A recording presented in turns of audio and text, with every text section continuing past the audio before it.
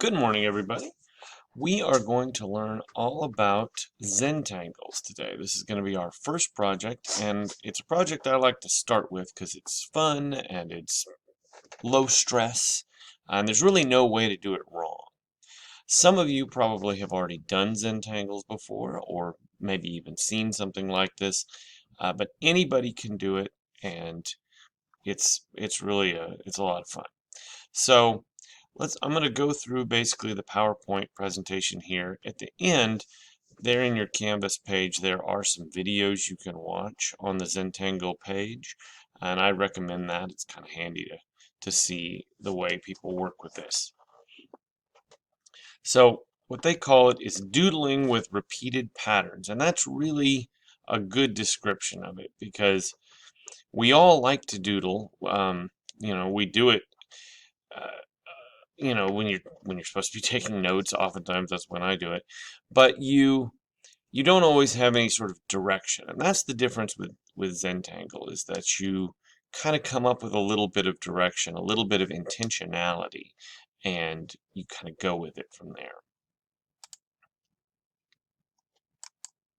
Here's a couple of examples of some Zentangles that different people do, and you can see there's a wide variety of things that you can do with Zentangle. But most of the time I show these to people, they think, oh my gosh, like that's too much. I couldn't do that. There's no way. But think about it, really, each of these things you're looking at, this here or these little, circles and lines here, they're all very, very simple shapes. They're not anything complicated. It's just that they've done a whole bunch of them. And, once you do a whole bunch of them, it seems impressive, you know. Uh, but the shapes themselves are not difficult. It's just having the sort of the gumption to fill an entire page with them. Let's look at another example. This is an example of a bunch of different patterns, and this is a handy thing. This is on your Zentangle resources page if you want to look at this, just to have some ideas of different things you can do. And again, like I said, they're really simple. Like this, when you step back, this looks like it could be like circuitry, but really it's just a square with a line. It's just a bunch of them. And that's all it is.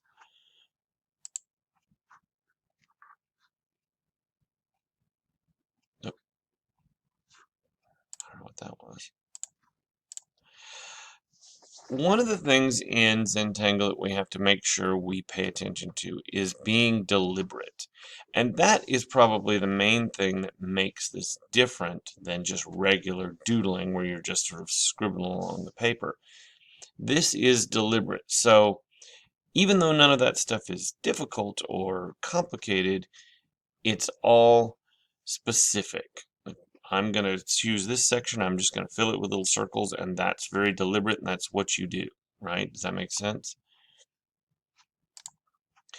The adult coloring book, that doesn't sound good, but the adult coloring book industry has really taken off lately, so you see these everywhere, these coloring books that are designed for grown-ups to use with little, fancy markers and things. And that's really one of the places you see Zentangle most often nowadays. These little patterns where then you are expected to fill them all in very tiny detail.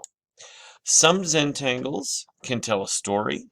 They don't all have to just be random. I love this one with the fish. It's definitely Zentangle, but there's a narrative there. There's something going on.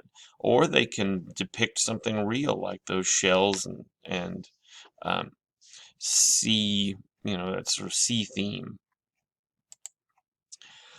One of the things that a lot of people get frustrated with Zentangle is that it's not like a normal drawing where you're desperately trying to achieve some, realism or some goal, where you would then, draw it and maybe erase it, draw it and erase it, and work and work and work.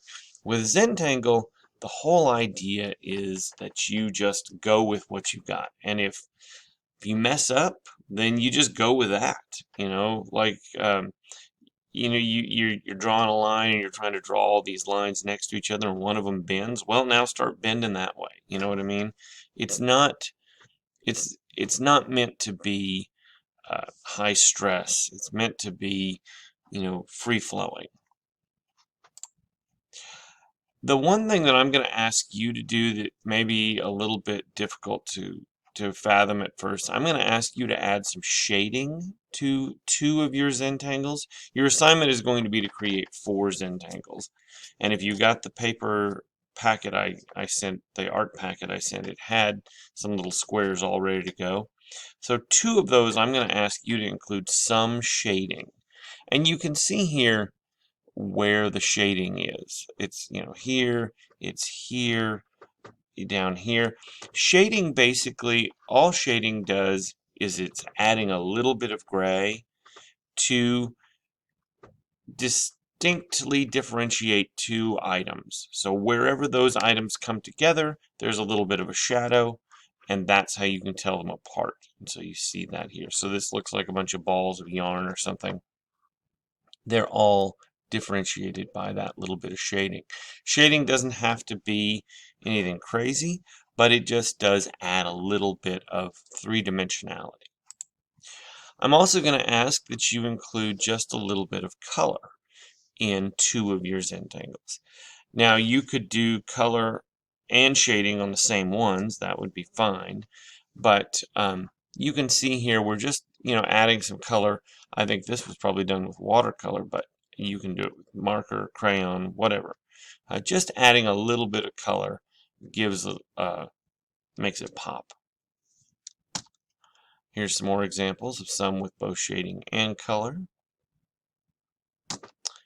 I like this one. This was pretty cool. And this is another good example of that sort of thing that you look at and you think, oh my gosh, that is like so complicated. I could never do that. But remember, all it is little simple shapes and lines. That's all it is.